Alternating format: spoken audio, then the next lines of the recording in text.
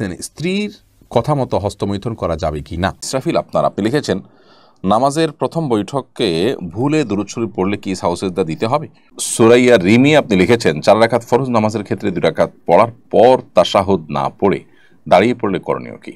আমি একটি মসজিদের ইমাম খতিব হিসেবে দায়িত্ব পালন করছি। আমি কাজ ও চিন্তা পছন্দ করি। একজন ইমাম হিসেবে সমাজে কিভাবে দাওয়াতি কাজ আঞ্জাম দিতে পারি এবং আপনার এই বছরের হজের অভিজ্ঞতা সম্পর্কে জানাবেন। আগামী বছর হজ করার নিয়ত করেছি, আপনার অভিজ্ঞতার আলোকে জানাবেন কিভাবে প্রস্তুতি নিতে পারি। আরাফাত হোসেন আরাফ আপনি লিখেছেন, আমি জাহাজে চাকরি করি। জাহাজে থাকাকালীন কি নামাজ কসর করব? আমি একজন প্রবাসী, স্ত্রী সন্তান নিয়ে বিদেশে আছি। এখানে সন্তানকে দিনই শিক্ষা দিতে পারছি না, করণীয় কি? এমডি পারভেজ সর্দার মেরাজ আপনি লিখেছেন, আমি চাকরির জন্য ঢাকায় থাকি। আমার স্ত্রী বাড়িতে আমার বাবা মার সাথে থাকেন। তাদের মধ্যে বনিবনা হয় না, এজন্য আমার স্ত্রী আমার সাথে থাকতে চান। আমার করণীয় কি? ইসলাম। এরপরে প্রশ্ন হলো, কোরবানির চামড়া যথাযথ মূল্য না পাওয়ায় অনেকে চামড়া নদীতে ফেলে দিয়েছেন কিংবা মাটিতে পুঁতে ফেলেছেন। এভাবে সম্পদ নষ্ট করা জায়েজ আছে কিনা? ন্যায্য মূল্য না পেলে করণীয় কি? চৌধুরী সানজান আপনি লিখেছেন, একজন মেয়ে হয়ে এমন মেয়েদের সাধারণ ভিডিও দেখলে কি গুনাহ হবে? ইসরাফিল আপনি লিখেছেন, নামাজের প্রথম বৈঠকে ভুলে দুরূদ শরীফ পড়লে কি সাউসেজদা দিতে হবে?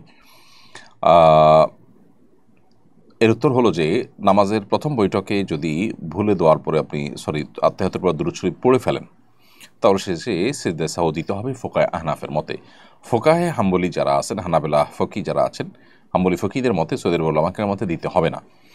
আর হানাফি উলামায়ে কেরামের মতে, বাংলাদেশের বিষয় মানুষ হানাফি থট ফলো করে থাকেন, সেই থট অনুযায়ী সিজদা সাহু আপনাকে দিতে হবে এবং আল্লাহুম্মা সাল্লি আলা মুহাম্মদ এইটুকু বা এর বেশি অংশ পড়ে ফেললেই আপনাকে সিজদা সাহু দিতে হবে।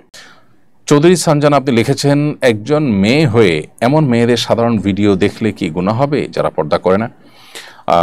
উত্তর হলো না, আপনি এর কারণে গুনাহগার হবেন না যদি সাধারণ মেয়েদের ভিডিও দেখেন, মেয়ে হয়ে মেয়েদের ভিডিও দেখেন। তবে আপনার নাভি থেকে হাঁটুর মধ্যকার যে অংশ, সতর অংশ, সেটা কোনোভাবে দেখা যায় হবে না। এর বাইরের অংশগুলো একজন মেয়ে অন্য মেয়ের দেখতে পারে ভিডিওর মাধ্যমে। আমি একজন প্রবাসী, স্ত্রী সন্তান নিয়ে বিদেশে আছি। এখানে সন্তানকে দিনই শিক্ষা দিতে পারছি না, করণীয় কি? যেখানে সন্তানকে দিনই শিক্ষা দিতে পারেন না, সেখানে তো থাকাই আপনার জন্য জায়েজ নাই। আর সন্তানকে দিনই শিক্ষা দেওয়ার জন্য প্রাতিষ্ঠানিক কোনো ব্যবস্থা না থাকলে নিজে দিন শিখে তাদেরকে শেখানোর চেষ্টা করবেন। এটা হতে পারে আপনার জন্য সর্বশেষ বিকল্প। কিন্তু কোনোভাবে যদি দিনই শিক্ষা দেওয়ার কোনো উপায় না থাকে, আপনি দিতে না পারেন, তাহলে সেক্ষেত্রে সন্তানকে দিন বিমুখ করে গড়ে তোলা আপনার জন্য নাজায়েজ কাজ এবং এরকম পরিবেশে থাকাই আপনার জন্য নাজায়েজ, যেখানে আপনি কোনোভাবেই সন্তানকে দিনমুখী করতে পারছেন না, বরং দিন বিমুখ হতে বাধ্য করছেন। এমডি পারভেজ সর্দার মেরাজ আপনি লিখেছেন, আমি চাকরির জন্য ঢাকায় থাকি। আমার স্ত্রী বাড়িতে আমার বাবা মার সাথে থাকেন। তাদের মধ্যে বনিবনা হয় না, এজন্য আমার স্ত্রী আমার সাথে থাকতে চান। আমার করণীয় কি? ইসলাম কি বলে? আপনার বাবা মাকে সেবা করবার জন্য আপনি কোনো লোক রেখে দিবেন, কোনো লোকের মাধ্যমে চেষ্টা করবেন। তাদের সুস্থ সবল হয়, তাহলে সেক্ষেত্রে তাদের নিজের কাজ যদি নিজেরা করতে পারেন, সেটা তো খুবই ভালো কথা। পাশাপাশি তাদের ভরণ পোষণের জন্য আপনি ব্যবস্থা গ্রহণ করবেন। স্ত্রীকে বাবা মার সাথে রাখতে হবে এরকম কোনো নির্দেশনা ইসলাম দেয় না। আমাদের সামাজিক বাস্তবতায় আমরা হয়তো একাধিক পাতিল বা একাধিক সংসার, এটা চালানো আমাদের জন্য কঠিন হয়, সেজন্য আমরা একসাথে থাকি। অতএব আর্থিক যদি টানাপোড়েন থাকে, তাহলে সেক্ষেত্রে সেটা ভিন্ন বিষয়। সেক্ষেত্রেও আপনি স্ত্রীকে বাবা মার কাছে থাকলে স্ত্রীর যে ন্যূনতম অধিকার আছে, তার প্রাইভেসি, তার আপনার স্বাধীনভাবে চলাফেরার সুযোগ, সেগুলো সবই অবারিত রাখতে হবে। আপনার বাবা মা তার প্রতি কোনো জুলুম করলে তাকে অবশ্যই সেই জুলুম থেকে উদ্ধার করবার জন্য আপনি তাকে পৃথক করবেন, প্রয়োজনে অল্প খাবেন এবং কম খরচ করবেন, কষ্টে চলবেন, কিন্তু তারপরও তাকে তার অধিকারটা দিবেন। বাবা মার সাথে থাকলে যদি তার অধিকার খর্ব হয়, তাহলে অবশ্যই আপনি তাকে নিয়ে আলাদা থাকার চিন্তা করতে পারেন। কিন্তু সেই সাথে বাবা মারও প্রতি আপনার যে কর্তব্য আছে, তাদের ভরণ পোষণ দেওয়ার প্রয়োজন হলে, তারা অভাবী হলে, সেটাও তাদেরকে দিয়ে যেতে হবে এবং তাদের সাথে সুসম্পর্ক বজায় রাখার ব্যাপারে আপনার কোনো প্রকার কার্পণ্য করা চলবে না। কিন্তু তার মানে এই না যে বাবা মার প্রতি সদাচরণ করতে গিয়ে স্ত্রীর প্রতি জুলুম করবেন। আরাফাত হোসেন আরাফ আপনি লিখেছেন, আমি জাহাজে চাকরি করি। জাহাজে থাকাকালীন কি নামাজ কসর করব? জাহাজ যখন চলবে তখন তো আপনি কসর করবেনই। আর যদি জাহাজে ফ্যামিলি সহ থাকেন, সেখানে থাকার মতো একটা পরিবেশই থাকে, তাহলে সেখানে পুরো নামাজ পড়বেন। আর যদি জাহাজ কোনো তীরে ভিড়ে, সেখানেও যদি আপনি নিজস্ব থাকার ঠিকানায় উঠেন বা সেখানে যদি আপনার লম্বা সময় ধরে থাকবেন আপনি জানেন, তাহলে সেখানে পুরো নামাজ পড়বেন। আর না হলে আপনি কসরের নামাজ পড়বেন। স্ত্রীর কথা মতো হস্তমৈথুন করা যাবে কি না? স্ত্রী হস্তমৈথুন করতে কেন বলবেন? যদি কোনো স্ত্রী হস্তমৈথুন করতে বলেন তাহলে এটা অসুস্থতা, এটি জায়েজ নয়। কোরআনে কারিমে আল্লাহ বলেছেন যে মানুষের যৌন চাহিদাকে চরিতার্থ করবার জন্য আল্লাহ বৈধ যে পথ রেখেছেন, স্বামী স্ত্রীর যে মিলনের পথ রেখেছেন, এবং বৈধ পথ ছাড়া অন্য কোনো উপায়ে যদি কেউ তার যৌন চাহিদাকে চরিতার্থ করে, আল্লাহ তাআলা বলেছেন ফাউলাইকামুল আদুন, তারা সীমালঙ্ঘনকারী। সূরা মুমিনুনের শুরুর দিকের আয়াত থেকে বোঝা গেল যে হাত দিয়ে যদি কেউ বীর্যপাত করে তাহলে সে সীমালঙ্ঘনকারী, কারণ এটি কোনো সুস্থ বা স্বাভাবিক পদ্ধতি নয়। বিধায় স্ত্রী চাইলেও তার হস্তমৈথুন করা জায়েজ নাই। হ্যাঁ, যদি কেউ এমন কোনো জায়গায়, এমন কোনো কঠিন সিচুয়েশনের মধ্যে পড়ে গেছেন, যে এমন পরিবেশে আছেন যে এখানে তিনি তার যৌন চাহিদা যদি তিনি কোনোভাবে অবদমন না করেন তাহলে জিনায় লিপ্ত হয়ে যাবেন, তাহলে সেক্ষেত্রে কোনো ফকিগণ ওই ব্যক্তির জন্য ওই সময়ে হস্তমৈথুনকে জায়েজ বলেছেন। আর স্ত্রীর হাত ব্যবহার করে হস্তমৈথুনকে অনেক উলামা ইকরাম জায়েজ বলেছেন, যদি মাসিকের কারণে বা অন্য কারণে স্ত্রীর সহবাস না করতে পারে এবং না করতে পারার কারণে গুনাহে লিপ্ত হয়ে যাওয়ার আশঙ্কা থাকে সেই ক্ষেত্রে। বাকি স্ত্রীর নির্দেশে স্বামী নিজে হস্তমৈথুন করা কোনো অবস্থাতে জায়েজ নয়। হজ করে আসার পরে নাকি ব্যবসা বাণিজ্য ও জমি জিরাতের দেখভাল করা যায় না?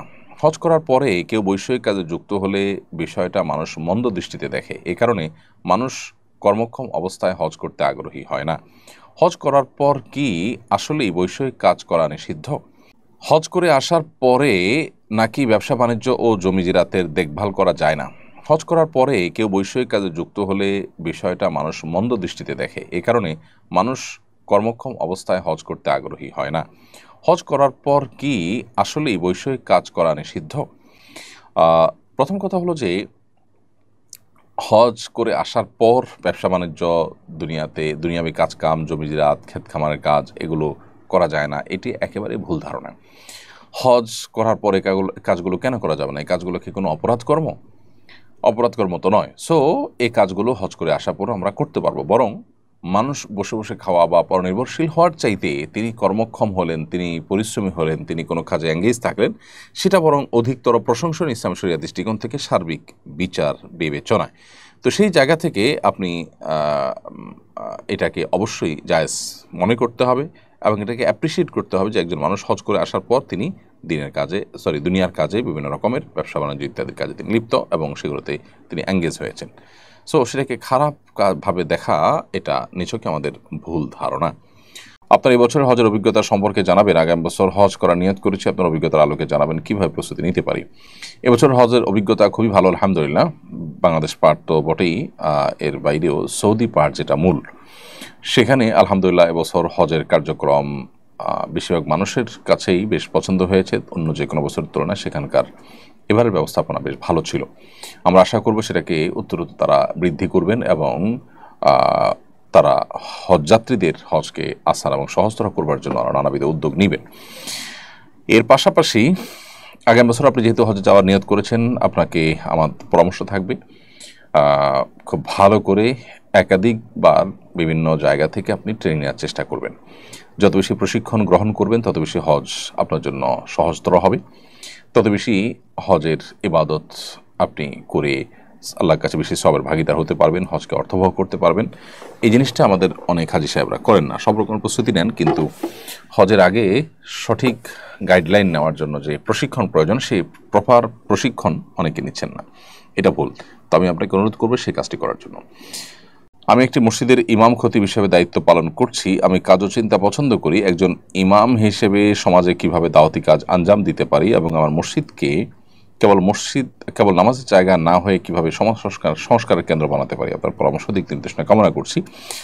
আলহামদুলিল্লাহ, আমরা ইতিমধ্যে মসজিদের ইমাম খতিবদের জন্য একটা প্ল্যান তৈরি করেছি, যেটা খুব শীঘ্রই আমরা ঘোষণা করব এবং সেখানে মসজিদের ইমাম খতিবদেরকে মসজিদের নামাজের বাইরেও সামাজিক নানাবিধ কাজের মাধ্যমে তাদেরকে সংযুক্ত করা এবং মসজিদকে সমাজের কল্যাণের কেন্দ্রবিন্দুতে পরিণত করার জন্য আমরা সর্বাত্মক চেষ্টা চালাবো ইনশাআল্লাহ তাআলা। আমি আশা করছি যে খুব শীঘ্রই সেই ঘোষণা আমরা দিতে পারবো, আপনি তখন সেটিকে অনুসরণ করতে পারেন। আমরা আপাতত আপনাকে যে পরামর্শটা দিতে পারি সেটি হলো যে মসজিদে নানাবিধ কল্যাণমূলক কাজ, সামাজিক কাজের উদ্যোগ নেওয়া যেতে পারে। যেমন মসজিদের আশপাশটাকে পরিচ্ছন্ন করা, পরিবেশটাকে সুরক্ষিত রাখা। এই যে এখন চতুর্দিকে ডেঙ্গু মশার প্রাদুর্ভাব দেখা দিচ্ছে, এই সময়টাতে পরিচ্ছন্নতা অভিযান চালানো, কোথাও পানি জমে থাকলে সেটা আপনার পরিচ্ছন্ন করার জন্য সামাজিক ভলান্টিয়ার উদ্যোগ নেওয়া যেতে পারে। এর বাইরে পরিবারগুলোতে যে কলহ হয়ে থাকে, দাম্পত্য কলহটা দূর করার জন্য কাউন্সিলিংয়ের প্রোগ্রাম উদ্যোগ নেওয়া যেতে পারে। খতিব সাহেব, ইমাম সাহেবরা ঘরে ঘরে গিয়ে মানুষকে সার্ভিস দিতে পারেন। দারিদ্র্য বিমোচনমূলক নানা উদ্যোগ হতে পারে। এ সমস্ত উদ্যোগগুলো নিয়ে আমরা মসজিদকে প্রকৃত অর্থেই একটি সামাজিক প্রতিষ্ঠানে রূপ দিতে পারি। সুরাইয়া রিমি আপনি লিখেছেন, 4 রাকাত ফরজ নামাজের ক্ষেত্রে 2 রাকাত পড়ার পর তাশাহুদ না পড়ে দাঁড়িয়ে পড়লে করণীয় কি? সাউসেজদা করলে কি নামাজ হবে? উত্তর হলো হ্যাঁ, সাউসেজদা করলে নামাজ হয়ে যাবে। আপনার 2 রাকাত ফরজ 4 রাকাত নামাজের মধ্যে দ্বিতীয় রাকাতে বসাটা আপনার জন্য ওয়াজিব ছিল, সে ওয়াজিব তরক হয়েছে দাঁড়িয়ে যাওয়াতে, তাতে আপনার নামাজ নষ্ট হয়ে যাবে না। শেষে সেজদা সাউ দিলে নামাজ বিশুদ্ধ হয়ে যাবে ইনশাআল্লাহ তাআলা। এরপরে প্রশ্ন হলো, কোরবানির চামড়া যথাযথ মূল্য না পাওয়ায় অনেকে চামড়া নদীতে ফেলে দিয়েছেন কিংবা মাটিতে পুঁতে ফেলেছেন, এভাবে সম্পদ নষ্ট করা যায় আছে কিনা? ন্যায্য মূল্য না পেলে করণীয় কি? প্রথম কথা হলো যে চামড়া বিক্রি করা না গেলে চামড়া নিজে ব্যবহার করা, বিশেষ করে রান্না করে খাওয়ার মতো প্রসেস আজকাল অনলাইনে অহরহ পাওয়া যায়। সো সেগুলো অনুসরণ করে আমরা এই সম্পদকে নষ্ট না করে সেটার ব্যবহার করার চেষ্টা করতে পারি। দ্বিতীয়ত কথা হলো, যদি সেরকম কোনো স্কোপ না থাকে, সুযোগ না থাকে, সেরকম সময় বা আপনার সার্বিক সুযোগ যদি না থাকে, তাহলে সেক্ষেত্রে কেউ যদি মাটিতে পুঁতে ফেলে তিনি গুনাহগার হবেন না ইনশাআল্লাহ, কারণ এটা তার উপরে একরকম বোঝার মতো। কেউ যদি সেটা গ্রহণ করার মতো না থাকে, নিজে ব্যবহার করার মতো সুযোগ তার না থাকে সেভাবে, তাহলে সেক্ষেত্রে মাটিতে পুঁতে ফেলাটা নাজায়েজ হবে না। তবে এখানে যথাযথ কর্তৃপক্ষ যারা আছেন তাদের বিরাট বড় একটা দায় চলে আসে যে এত বড় মূল্যবান একটি সম্পদ সেটিকে যথাযথভাবে সংগ্রহ করা, সেটা যথাযথ ব্যবহার করার ব্যাপারে তাদের আরও জোরালো ভূমিকা থাকা দরকার, যথাযথ ভূমিকা পালন করা দরকার। দীর্ঘকাল চামড়ার যথাযথ মূল্য পাওয়া যেত, চামড়া শিল্প আমাদের দেশে যথেষ্ট সমৃদ্ধ ছিল, কিন্তু গত বেশ কয়েক বছর বিগত সরকারের আমলে এটিকে ধ্বংস করে দেওয়া হয়েছে। এটাকে পুনরুদ্ধার করাটা সময়ের সবচেয়ে প্রয়োজনীয় কাজগুলোর মধ্যে থেকে একটি।